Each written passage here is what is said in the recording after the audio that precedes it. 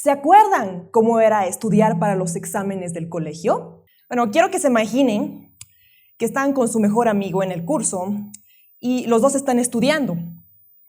Y te hace algunas preguntas a manera de estudiar.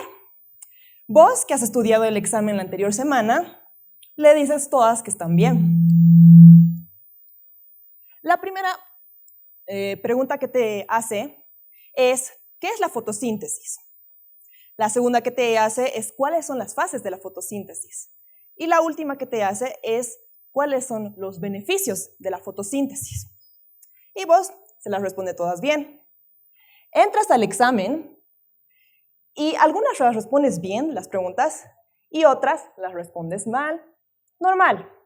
Sales del examen y te encuentras con el grupo que recién va a dar el examen. Y te preguntan, ay, ¿qué ha entrado en el examen? ¿Y qué has puesto?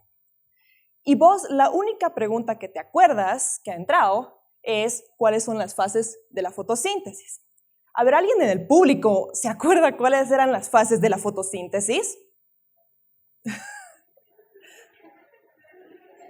Lamentablemente, a nuestro yo del pasado le pasa exactamente lo mismo. Mente en blanco y no se acuerda absolutamente nada de lo que ha estudiado. Es como si el solo hecho de pasar por la puerta del curso nos hubiera borrado la memoria por completo. Y este tema no es un tema de magia o de una tecnología de punta, sino todo se origina en cómo nosotros estructuramos el conocimiento. El gran problema es que nosotros desde el colegio tenemos varios cuadernos aislados de matemáticas, física, lenguaje, química, pero jamás nos ponemos a pensar en cómo se relacionan todos esos temas. Es como si viéramos la parte de arriba del iceberg, siendo todo el iceberg el conocimiento verdadero. Entonces, ¿cuál sería la solución? Hoy en día existen muchas aplicaciones que nos permiten almacenar información, pero también conectarla. Como dice Scott Young y Jakub Gilek, cuantos más caminos hayan hacia algo que queramos recordar, más fácil va a ser recordarlo en diferentes contextos. Por ejemplo, es mucho más fácil recordar el significado del kanji de lluvia en japonés si lo conectamos con nuestra imagen mental de una ventana en un día lluvioso. En vez de estarse memorizando todo ese símbolo abstracto, nosotros estamos conectando las diferentes partes del dibujo con el símbolo. Cuando conectamos información nueva con información que ya tenemos, es mucho más fácil recordar las cosas. Ahora, la conexión del conocimiento también nos sirve para generar ideas creativas. Como decía mi profesor Rick Hall en nuestra clase de Game Design, la mente humana busca patrones y asociaciones entre ideas nuevas y conocidas. Esas asociaciones nos permiten tener nuevos ángulos de perspectiva y generar nuevas ideas. Ese es el verdadero origen de la creatividad. Por ejemplo, ¿cómo creen que los creadores del juego Splatoon se les ocurrió la idea? Para los que no conocen el juego, Splatoon es un juego de shooter donde disparas pintura y el personaje principal se puede convertir en un calamar y puede sumergirse en esa pintura para ver el escenario. A ver, veamos cada uno de los temas que se relacionan con el juego y cómo se conectan para ver cómo se les ocurrió. Lo primero que dijeron es, ok, ya queremos hacer un shooter, así que pusieron un shooter en el diagrama. Y después alguien se acordó, pero el paintball es con pistolitas, es como un shooter, así que conectaron con el paintball. Y después dijeron, ok, entonces en el paintball se dispara bolas de pintura, así que conectaremos con pintura. Y de ahí dijeron, ok, pintura es como un tipo de tinta, así que conectaron con tinta.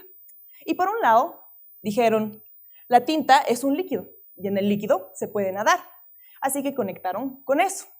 Y por otro lado, conectaron con calamar, porque el calamar segrega tinta.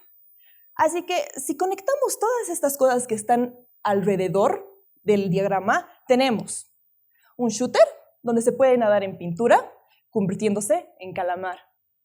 Estas asociaciones inesperadas son lo que genera la verdadera creatividad. Entonces, lo que tenemos que hacer es que tenemos que cambiar la forma en la que consumimos información. Para esto, vamos a explorar un proceso basado en la metodología CODE de Tiago Forte. Y tiene 4 pasos este proceso.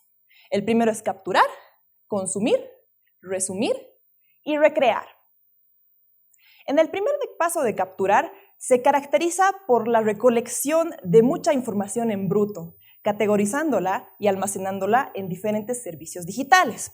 Por ejemplo, mis libros van a bibliotecas digitales. Mis ideas van a mis aplicaciones de notas rápidas.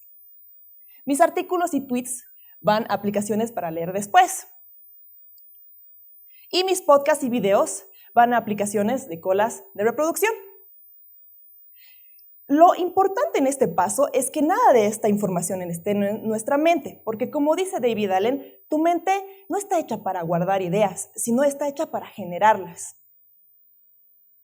Y lo más importante es que todo este proceso sea lo más fácil y lo más rápido posible. En el segundo paso de consumir, de todo eso que he reunido en el anterior paso, saco notas detalladas, saco highlights o remarcados, y saco notas temporales. ¿Qué son notas temporales? Son notas que, por ejemplo, en un video de YouTube dices en el minuto 00 se dijo esto, en el minuto 0020 se dijo esto, o sea, son notas con tiempos. Y en el paso de resumir, todas esas notas detalladas, remarcados y notas temporales, de ahí genero un resumen en mis propias palabras. Y lo conecto con la primera capa de conexiones, o sea, 1 o 2 temas. Y esto lo hago mediante aplicaciones para conectar la información. En el último paso, que es recrear, de todos esos resúmenes que he hecho en el anterior paso, saco varios extractos y los combino con mi información existente. O ya también genero nuevo conocimiento, como hacer podcasts, videos, diagramas y otros. Y acá se hace el siguiente paso de conexiones, ya con conexiones en otros contextos. Y eso nos genera ideas nuevas. Ahora, ya hemos hablado de cómo consumir toda esa información, pero ¿cómo la estructuramos? ¿Cómo la almacenamos? Yo personalmente uso un sistema de bóvedas planteado por August Bradley. En el centro está la bóveda del conocimiento, que tiene varios temas y las conexiones entre ellos. Alrededor hay varias bóvedas secundarias, como la bóveda del contenido, donde van videos, artículos, tweets, la bóveda de libros, bóveda de ideas y notas y bóveda de proyectos. Estas bóvedas secundarias se conectan entre sí y se conectan a la bóveda del conocimiento para darle contexto. Ahora, estas bóvedas no son las únicas que pueden tener, sino pueden tener bóvedas temáticas. En mi caso, yo tengo un conjunto de bóvedas que está relacionado con el desarrollo de videojuegos. Al centro está mi base de datos de videojuegos, donde están todos los juegos que analizo. Eso se conecta con mi bóveda de contenido. Por ejemplo, tengo un artículo de God of War, así que lo conecto con la entrada de God of War en mi base de datos de videojuegos. Después tengo una librería de mecánicas, donde pongo todas las mecánicas que me llaman la atención. Y por último, tengo varios estudios de controles, donde mapeo diferentes controles a las acciones en los diferentes juegos y situaciones. Para entender mejor este proceso, veamos un ejemplo de cómo yo agrego una mecánica a mi librería de mecánicas. Para los que no saben, una mecánica es cualquier acción que se puede hacer en un juego. Saltar, bloquear, atacar, etc. Lo primero que pasa es que me llama la atención una mecánica. En este ejemplo sería las habilidades modulares del juego Final Fantasy VII. Y de ahí estoy constantemente tomando notas personales en mi aplicación de notas rápidas. Por otro lado, también saco artículos y guías sobre esta mecánica y las pongo en mi aplicación para leer después. Después, en el paso de consumir, cuando estoy en la movilidad esperando, o cuando estoy esperando al doctor, o cuando me siento a leer, saco puntos importantes e ideas resaltadas sobre ese contenido. La clave es que esto no sea de una sola, sino sea poco a poco en varias sesiones. En el paso de resumir, todas esas notas que hemos sacado en el anterior paso, las pongo a mi bóveda del contenido y genero resúmenes en mis propias palabras. Ya se hace la primera capa de conexiones, número 1 con el tema relacionado, que sería el diseño de habilidades en este caso, y número 2 con el juego relacionado, que sería Final Fantasy. Y después, todos esos resúmenes, de ahí extraigo principios y características generales sobre las mecánicas y cómo aplican en diferentes contextos. Y con toda esta información nueva, armo una ficha sobre la mecánica. Después, a esa ficha se la va conectando con cosas en otros contextos. Por ejemplo, otros juegos que utilizan la misma mecánica de otras formas o otras mecánicas relacionadas. Y ahí empiezan a aparecer las ideas creativas.